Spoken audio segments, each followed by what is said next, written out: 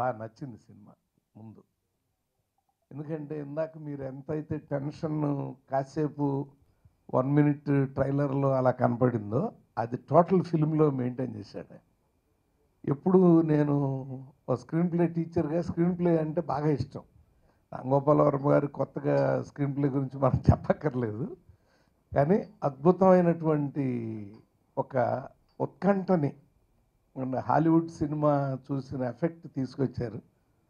మా విష్ణు దేనికైనా రెడీ విష్ణును ఈ విష్ణువును చూస్తే అస్సలు ఎంత అద్భుతంగా నటించాడంటే మీకు చాలా సీనుల్లో అట్లా అది కనపడుతుంది ఆ ఎఫెక్ట్. నిజంగా చాలా అద్భుతమైనటువంటి ఒక అంశం. ఇవాళ ఎక్కడెక్కడో ఏటీఎంలో ఎవరు చంపేస్తారో తెలియదు, ఆ రోడ్డు మీద వెళ్తుంటే ఎవరు చంపేస్తారో తెలియదు. అలాంటి టైంలో ఒక కిల్లర్ తీసుకుని అసలు భయపెట్టడం కూడా చూడండి. మొదటి 7 జూబిలీ హిల్స్లో దొరికింది అనగానే రేపొద్దున అందరూ ఒక ఉత్సాహాన్ని చేస్తారు. చాలా బాగుంది. నాకు తోచిన 2 సలహాలు కూడా చెప్పాను, ఆయనకి నచ్చినాయి. ఆయన దాన్ని కూడా మళ్ళీ మేము రష్ చేసే చూసాం ముందు. ఇంకా అందుకని ఈ చిత్రం ఎప్పుడైతే ఇలాంటి చిత్రాలకి ఆదరణ పెరుగుతుందో అప్పుడు మేము వచ్చిన కొత్తలో ఎలా అయితే హ్యాపీగా చక్కగా ఒక పద్ధతి అయిన కథలు రాసుకుంటూ వెళ్ళేవాళ్ళం. ఆ తర్వాత కమర్షియల్లోకి వచ్చాం.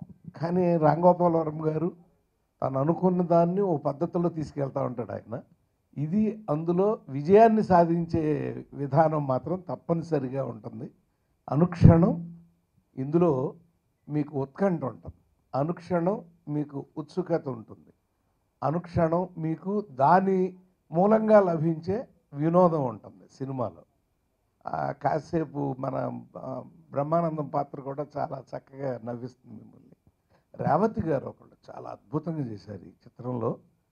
ఆఫ్టర్ చాలా కాలం తర్వాత ఆవిడ్ని ఎన్నో మంచి సినిమాల్లో చూసి మళ్ళీ మన రాంగోపాల్ వర్మ విష్ణు గారి సినిమాలో దాంట్లో అద్భుతమైన పెర్ఫార్మెన్స్. అలా ఎంత అతుక్కుపోయారో ఆ పాత్రకి.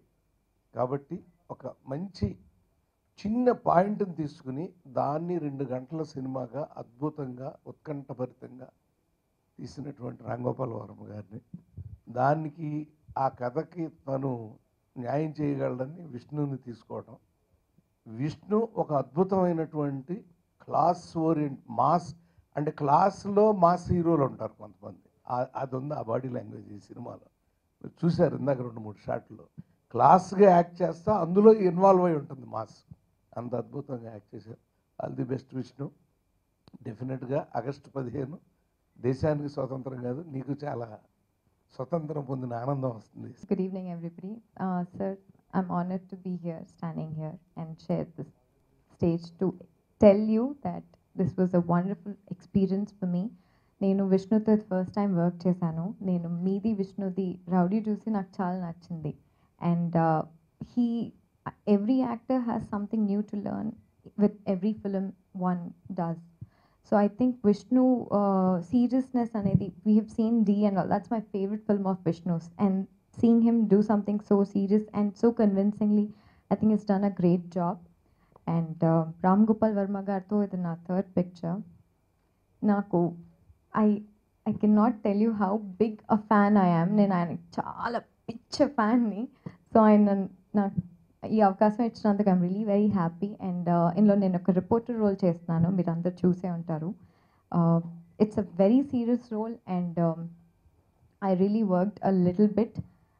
నా సొంతంగా మిగతాదంతా ఆయన ఇన్పుట్టే, నేను ఎలా పర్ఫామ్ చేయాలి and you know my character and all. So he helped me develop that role.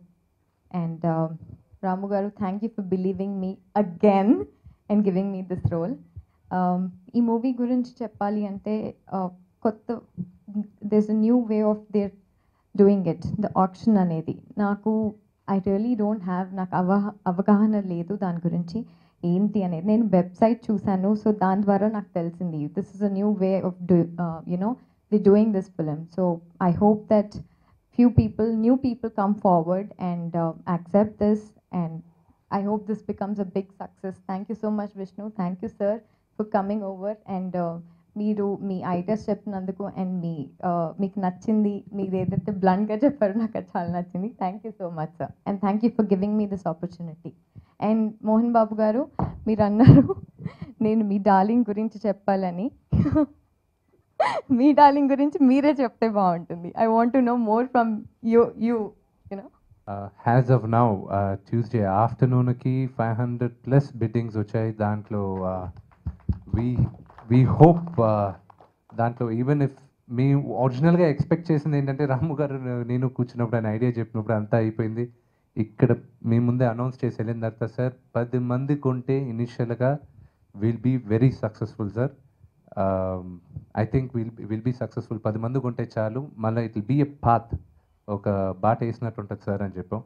But we're happy with the 500 plus bids. But దాంట్లో ఎన్ని సీరియస్ అనేది వీఆర్ గెటింగ్ డౌన్. రేపు మార్నింగ్ పేపర్లో వీఆర్ అనౌన్సింగ్ ఆల్ ఏ ఏరియాకి ఎంత హైయెస్ట్ బిడ్ వచ్చిందనేది we're putting it out in the papers tomorrow. రేపు మీకు తెలుస్తుంది. Bid is open till Saturday evening 6 o'clock. And దీంట్లో మాకు వన్ ఫ్లా మేము చేసిన తప్పు ఏంటంటే మేము ఊహించింది క్రెడిట్ కార్డ్ సిస్టమ్ పెట్టలేదు. But it was too short a notice for us to do all that. But we are going to do that. Overseas inquiries, మాకు మెయిన్గా one of the surprising factor ఏంటంటే ఓవర్సీస్లో సెటిల్ అయిన తెలుగు వాళ్ళు ఈ సినిమా కొనడానికి ప్రిపేర్ అయ్యినారు. So that was a very interesting factor which మేము అది ఊహించలా. సో ఫార్ అగైన్ మనం సండే కలవాలి. ఆ రోజు మేము విన్నర్స్ అందరిని అనౌన్స్ చేస్తాం. మెయిన్ థింగ్ నాకు ఈ ఐడియా వచ్చినప్పుడు దీని డీటెయిల్స్, ఒక సినిమా అనేది ఏ నిర్మాత అయినా ఏ దర్శకుడైనా ప్రేక్షకుల కోసం తీస్తాడు. ఇక్కడ ఉన్న యూనిక్నెస్ ఏంటంటే ఫిల్మ్ ఇండస్ట్రీలో స్టీల్ ఇండస్ట్రీ, కాంక్రీట్ లేకపోతే ఏదో ఒక మెషిన్స్ తయారు చేయడం అనేది ఎవరికి తెలియదు దాని గురించి. కానీ సినిమా ఇండస్ట్రీ అనేది ప్రతి ఒక్కరికి తెలుసు. ఎందుకంటే ఆ గ్లామర్ ఉండబట్టి, లేకపోతే స్టార్స్ బట్టి, లేకపోతే వాట్ ఎవర్ ఇష్యూస్, ఒక స్టోరీ అనేది ప్రతి వాళ్ళు కనెక్ట్ అవుతారు కాబట్టి దాన్ని ఫాలో అవుతారు. ఏమవుతుంది, ఏ సినిమా ఎలా ఆడుతుంది, ఏంటి, ఎలా దాని బేసిక్ ఫీల్ ఎలా ఉంది, ట్రైలర్ ఎలా ఉంది, ఇలాంటి విషయాలన్నీ.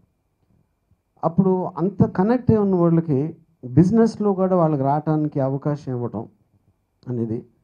ఇంకోటి, ఒక సాంగ్ వినిపిస్తే వాళ్ళకి నచ్చచ్చు, ఇంకోటికి నచ్చకపోవచ్చు, ఇంకోటి చాలా నచ్చచ్చు, ఇంకోటి అసలు మధ్యలో ఆపేయచ్చు. అలా రకరకాల టేస్ట్లు, అభిప్రాయాలు అనేది ఎమోషన్కి సంబంధించి, ఆర్ట్స్కి సంబంధించి ఉంటాయి. అప్పుడు అది చూసి డెసిషన్ తీసుకునే ఫీల్ ఉన్నవాళ్ళు ఎంత పెంచితే ఆ సినిమాకి అంత న్యాయం చేయకూడుతుందని నా ప్రైమరీ ఐడియా ఇది ఫస్ట్లో వచ్చింది. కానీ ఐడియా రావటానికి, దాన్ని ఇంప్లిమెంట్ చేయడానికి ఉన్న ప్రాక్టికల్ డిఫికల్టీస్, అంటే ప్రాక్టికల్ ప్రాబ్లమ్స్ అవ్వచ్చు, లేకపోతే ఒక పద్ధతికి అలవాటు అయిపోయి సంవత్సరాల నుంచి దీన్ని మార్చాల్సిన అవసరం ఉందా, మార్చితే ఏమవుతుంది, ఎందుకులే మనం ఒక్కడే లైన్లోంచి బయటకు వచ్చి వేరే విధంగా చేయాల్సిన అవసరం ఏంటి అనే ఉద్దేశంతో చాలామంది ఒక కొత్తదనాన్ని ఎప్పుడు అసలు స్వీకరించరు. సో ఈ ఐడియా వచ్చినప్పుడు నేను ఫస్ట్ విష్ణుతో మాట్లాడి, నేను నా మైండ్లో మోహన్ బాబు గారు అసలు ఒప్పుకోరు దీనికి. ఎందుకంటే ఇండస్ట్రీలో నాకు తెలిసి ఎంత ఎక్స్పీరియన్స్ ఉంటే, ఎంత ఎక్స్పోజర్ ఉంటే వాళ్ళు అంత పాతగా ఆలోచిస్తారు. ఆబ్వియస్లీ ఫస్ట్లో వచ్చినప్పటి నుంచి అంత అనుభవం ఎంత వస్తే అంత ఎక్స్పీరియన్స్ పాత పడతారని నా ఫీలింగ్, ఎస్పెషలీ ఫిల్మ్ ఇండస్ట్రీలో. సో విష్ణుకి ఇమ్మీడియట్గా అర్థమవుతుంది మోహన్ బాబు గారిని ఒప్పుకోరు, ఎలా అయినా ట్రై చేసి కన్విన్స్ చేద్దాం అనేది నా మైండ్లో ఎక్కడో పెట్టుకున్నాను. అంటే నాకు ఆయనకు ఉన్న క్లోజ్నెస్, నాకు ఉన్న ఒకే ఫ్రెండ్ అని నేను చాలాసార్లు చెప్పడం జరిగింది. సో మోహన్ బాబు గారు లేనప్పుడు ఫస్ట్ నేను విష్ణుకి చెప్తే, విష్ణు ఇన్ని ఇంట్రెస్టింగ్గా ఉందండి అని తన మా ఒక ఆలోచనలో పడిపోయి కొంచెంసేపు ఆలోచించి తర్వాత లేదండి అని ఇలా చేసి ఐఎమ్ స్కేర్డ్ అన్నాడు.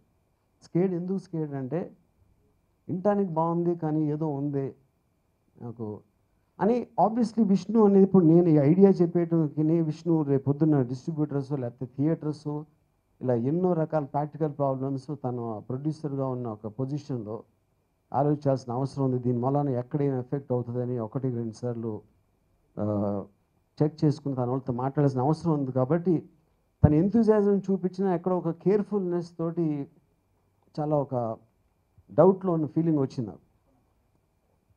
తర్వాత నేను మోహన్ బాబు గారు విష్ణువే ఇలా డౌట్ కొంటే ఇంక మోహన్ బాబు గారు చెప్పాల్సిన అవసరం కూడా లేదు అని నాకు ఫీలింగ్ వచ్చింది. అప్పుడు తర్వాత విష్ణువే నాకు ఫోన్ చేసి ఒక 2-3 గంటలయ్యాక నాన్నగారికి చెప్పాను, ఇమ్మీడియట్లీ ఎక్స్ట్రాడినరీ అని చెప్పారు అన్నారు. సార్ థ్యాంక్ యూ సార్, మీరు అది చెప్పకపోతే అసలు ఇది జరిగేది కాదు. అంటే ఐడియా రావడానికి నాకు రోజుకి 100 ఐడియాలు వస్తాయి, కానీ దాన్ని ఒక ప్రొడ్యూసర్గా ఇంప్లిమెంట్ చేసి ఒక రిస్క్ని టేక్ ఓవర్ చేయడానికి చాలా గుండె ధైర్యం కావాలి ఒకటి. రెండోది మోహన్ బాబు గారు ఆబ్వియస్లీ ఆయన పర్సనాలిటీలోనే ఒక దమ్ము చేసి చూద్దాం తర్వాత ఏం చేద్దాం అనే ఒక యాటిట్యూడ్ ఉంది కాబట్టి అది హెల్ప్ అయింది. మూడోది ఆయనకి ఐడియా విపరీతంగా అర్థమైంది. మా అందరికన్నా నాకన్నా ఎక్కువ ఆయనకు అర్థమైంది యాక్చువల్గా అయిపోయిన తర్వాత. So I think apart from Idea, MB Corp Mohan Babu garu దానికి ఓకే అని గ్రీన్ సిగ్నల్ ఇవ్వటం, తర్వాత విష్ణు తన టెక్నీషియన్స్తో కూర్చుని ఒక రికార్డ్ టైంలో అసలు ఈ వెబ్సైట్ క్రియేట్ చేసి, దాంట్లో ఇందాక చెప్పినట్టు 1-2 ప్రాబ్లమ్స్ ఉండొచ్చు, బట్ ప్రాబ్లమ్ అనేది సొల్యూషన్స్ వస్తూనే ఉంటాయి. So I think I'm very thankful to both Vishnu and Mohan Babu garu for these 2 reasons. ఇంకోటి ఇక్కడ ముఖ్యంగా తెలుసుకోవాల్సింది ఏంటంటే, నేను అనుకున్న దానికన్నా బిట్స్ ఏంటి, ఫస్టే నేను విష్ణు ఇందాక చెప్పినట్టు తను అన్నట్టు అనుకున్నాం, ఏదన్నా ఒక కొత్తది అసలు అండర్స్టాండ్ చేసుకోవటానికి అది ఏంటి ఇదేంటి అనేసి జనంలోకి వెళ్ళటానికి. జనం అనేవాళ్ళు 100 పనులు చేస్తూ ఉంటారు. ఏదో ఇక్కడ అనౌన్స్ చేస్తామని వాళ్ళ పనులన్నీ మానేసి ఏంటి అనౌన్స్ చేస్తున్నారని వినటానికి ఎవరికి టైం ఉండదు. సో ఏదైనా వెళ్ళటానికి టైం పడుతుంది. ఆ టైం ఉందా ఇప్పుడు అనేది ఒక పాయింట్. రెండోది అర్థమవుతుందా లేదా, ఎంత టైంలో అర్థమవుతుంది, అర్థమైన తర్వాత వాళ్ళ డీటెయిల్స్ కనుక్కోవడానికి ఎంత టైం తీసుకుంటారు, ఇవన్నీ పరిగణలోకి తీసుకుని సో అట్లీస్ట్ మనం ఒక 10% అనేది సక్సెస్ అయినా, మన 100% అనేది ఒక ఉదాహరణకి 100 సెంటర్స్ మనం ఓపెన్ చేస్తే దాంట్లో 10 సెంటర్లు అయినా కూడా ఒక పాత్ అనేది ఓపెన్ అవుతుంది. అది వేరే సినిమాకి ఎక్కువ అవ్వచ్చు, ఇంకా ఎక్కువ అవ్వచ్చు, వాట్ ఎవర్ అవ్వచ్చు. ఇంకో ముఖ్యమైనది ఏంటంటే, ఇది ఈ ఒక్క సినిమాకి మొత్తం టోటల్ ఇండస్ట్రీలో ఉన్న హోల్ సెటప్ అనేది మారిపోతుంది ఈ ఐడియాతోటి. ఎందుకంటే ప్రతి ఒక్కళ్ళు ఏ సినిమా, చిన్న సినిమా పెద్ద సినిమా, ఏ సినిమా అయినా కూడా అది ఓపెన్ చేసేటప్పటికి ఎవరి వాల్యూ వాళ్ళు కడుతూ ఉంటారు. సో మొత్తం ఆడియన్స్ పార్టిసిపేషన్ వచ్చేస్తుంది. సో వేలం పాట ఏమిటి, సినిమా ఏమిటి అని నన్ను అడిగారు. ఏంటయ్యా అని. చీప్గా ఉంటుందండి. అంటే చీప్ అంటే ఏంటన్నా, అంటే ఏంటి, what is mean by cheap?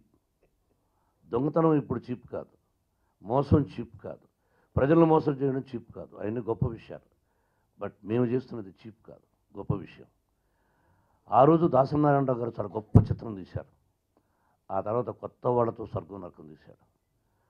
సోదరుడు రాఘవేంద్రరావు చాలా పెద్ద సినిమాలు తీశారు. అలాగే జ్యోతి అని ఒక చిన్న సినిమా తీశారు.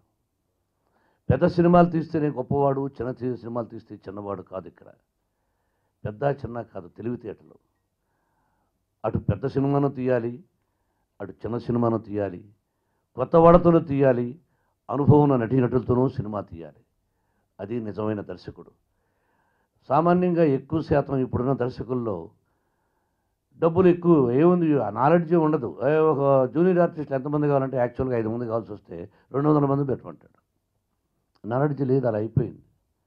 అటువంటి నిర్మాతలు, అటువంటి దర్శకులు, అటువంటి వాళ్ళు ఎక్కువ శాతం వస్తున్నారు ఇప్పుడు. మంచి నిర్మాతలు, మంచి దర్శకులు వేళ్ల మీదనే ఉన్నారు. అలాగే మంచి డిస్ట్రిబ్యూటర్స్ కూడా వేళ్ల మందనే మధ్యన ఉన్నారు. ఎగ్జిబిటర్స్ కానీ డిస్ట్రిబ్యూటర్స్ కానీ కొంతమంది చాలా మంచివాడు ఉన్నారు. కొంతమందిలోకి వెళ్ళిపోయినాయి థియేటర్స్. వాళ్ళు ఏం చెబితే అది 10,000 ఉన్న థియేటర్లు 30,000 అంటున్నారు, 50,000 అంటున్నారు. మాకు ఈ వ్యాపారం తప్ప, సినిమా వ్యాపారం తప్ప ఏమీ తెలియనప్పుడు సినిమా తీయడం, వాళ్ళు మనకు తెలుసు ఆ సినిమా ఓనర్ దగ్గర నుంచి వీళ్ళు ఎంతగా తీసుకున్నారు అని. ఇక ఇతను ఇవ్వనప్పుడు ఏం చేస్తాం మనం? అలా జరుగుతుంది ఇప్పుడు. ఇదేమైనా ఒక సినిమాను ఒకరు కొన్నప్పుడు ఆ కొన్న వ్యక్తి లెక్కలు ఏం చెబితే అది నమ్మాల్సి వచ్చే పరిస్థితి.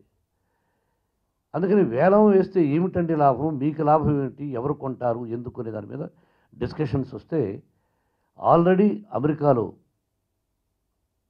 ఇతర దేశాల్లో ఉంది, నార్త్ ఇండియాలో కూడా ఉంది అని వర్మ చెప్పాడు. ఒక కొత్త వరవడిని తీసుకెళ్ళాలి.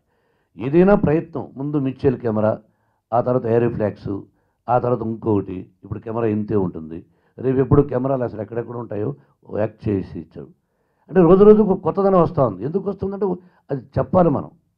అది ధైర్యంగా తెలివితేటలతో వాళ్ళ మేధస్సుతో ఇంత పెద్ద కెమెరాను ఎంత చేస్తున్నారు. అలాగే మనం కూడా సినిమా తీసినప్పుడు ఒక కొత్త ఒరవడిని తీసుకెళ్దాం అనుకున్నాం. ఎగ్జాంపుల్ అందుకే రామ్ గోపాల్ వర్మ గారిని మాట్లాడద్దా గారు అనవసరం లేదు, ఈజ్ మై డార్లింగ్. ఇంతకుముందు ఒక మాట అన్నాడు వర్మ, ట్రైన్లో 5 మంది పోతుంటే 5 మంది స్నేహితులు కాదు. దాదాపు 40 సంవత్సరాల నట జీవితంలో నా గురువు గారు వేరు, సోదరుడు రాఘవేంద్రరావు వేరు, గోపాల్ వేరు, మిగతా వాళ్ళు వేరు.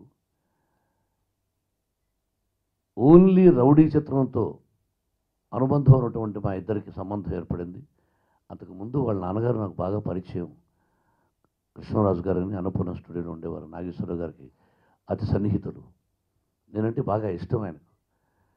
కానీ ఏ రోజున అతను ఆ సినిమాలో నేను యాక్ట్ చేయలేదు.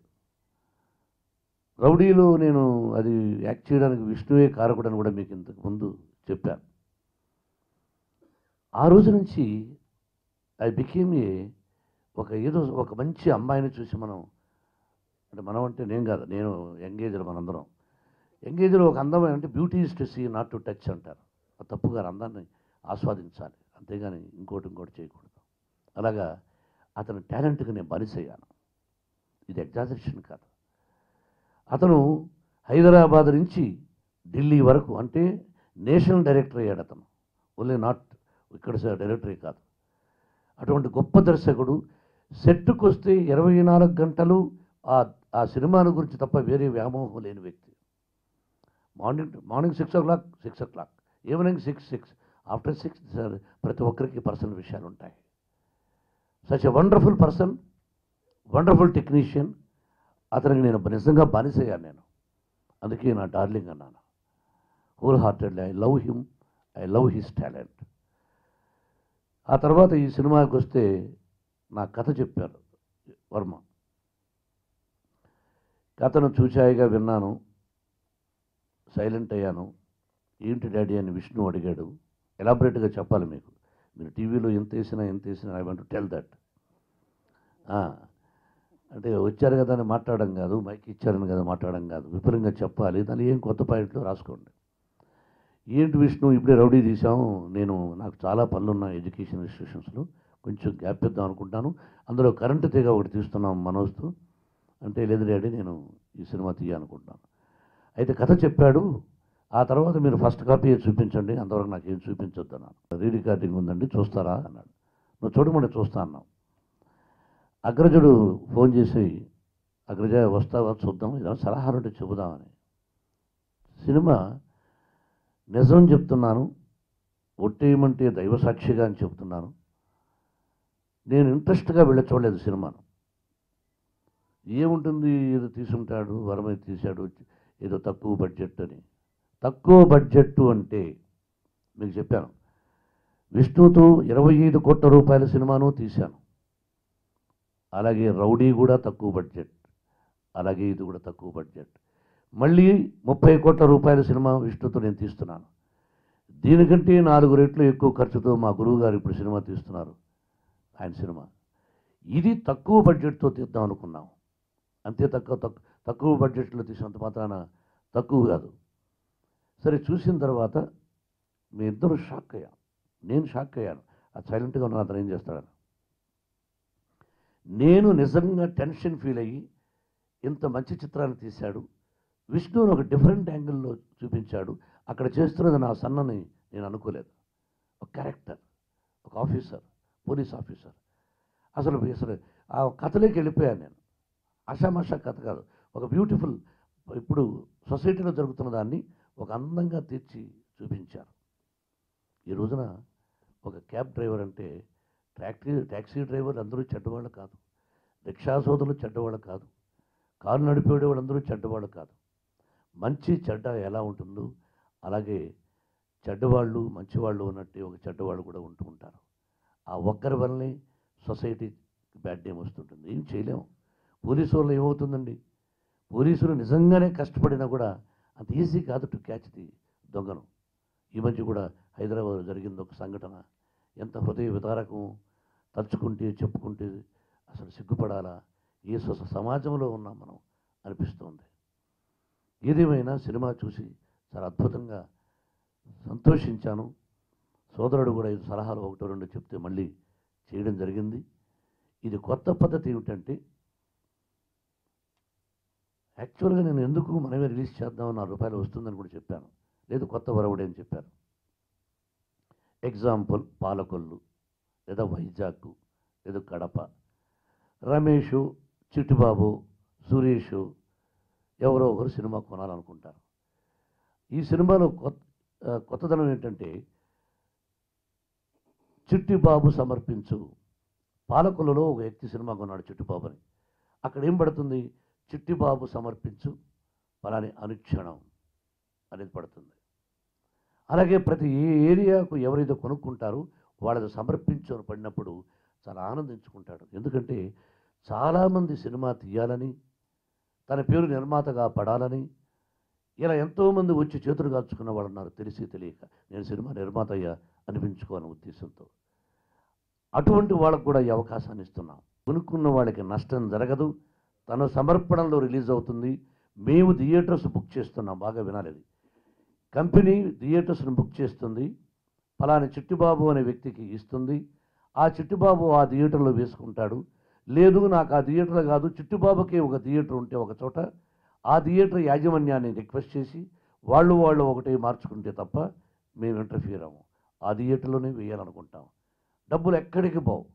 మధ్యలో దళారీలు ఉన్నారే, అలా ఉండదు. దీనిలో you will be happy, buyer happy, మేము హ్యాపీ, 10 మంది హ్యాపీ అనే ఉద్దేశంతో కొత్తదనం కోసం కొత్త దారిలో వెళుతున్నాం. టెక్నీషియన్గా మా గురువుగారు మొన్న ఒక మాట అన్నాడు, మోహన నువ్వెందుకు రామ్ గోపాల్ వర్మను నువ్వు ఇంత ఇష్టపడుతున్నావో నాకు తెలుసు. అతనికి 24 గంటలు సినిమా తప్ప వేరేది లేదు నాన్న. గొప్ప టెక్నీషియన్ అతను. We must feel proud about that Varma అని అన్నాడు. అందుకని అతని టాలెంట్కు బానిసయ్యాను నేను. కాబట్టి చాలా సంతోషం. ఇంకా ఈరోజు ఈ మధ్యనే గుండు కొట్టమన్నాడు. ఎందుకయ్యా అని అడిగాను. సార్ గ్రాఫిక్స్లో చూసుకోవచ్చు కదా అంటే, లేదంటే గుండు కొట్టండి, మీసాలు ఉంచండి, ఒక సినిమా ఒకటి చేయాలనుకుంటున్నాను అన్నాడు. ఏమయ్యా 560 చిత్రాలు తీసిన తర్వాత ఏ దర్శకుడు గుండు కొట్టమని లేదు, నువ్వు గుండు కొట్టమంటావు ఏంటయ్యా, మా గురువు గారు అనలేదు, ఎవరు అనలేదు అంటే, సరే ఎంత గుండు కొట్టి, అందుకని గుండు కొట్టాను. టెస్ట్ చేస్తున్నాం, అది ఏమిటనేది it will take time to tell now about the అనుక్షణం. భగవంతుని ఆశీస్సులతో, మీ ఆశీస్సులతో అనుక్షణం రిలీజ్ అవుతుంది. కొనుక్కున్న వాళ్ళకు రూపాయి గ్యారంటీగా మిగులుతుంది. ఆ రోజున వచ్చి మళ్ళీ వాళ్ళందరితో ఒక వేదిక మీద అద్భుతంగా, ఇంకొంచెం పెద్ద వేదిక మీద మంచిగా డిన్నర్ చేసి అది నిజాలు చెప్పిస్తాను. Thank you very much.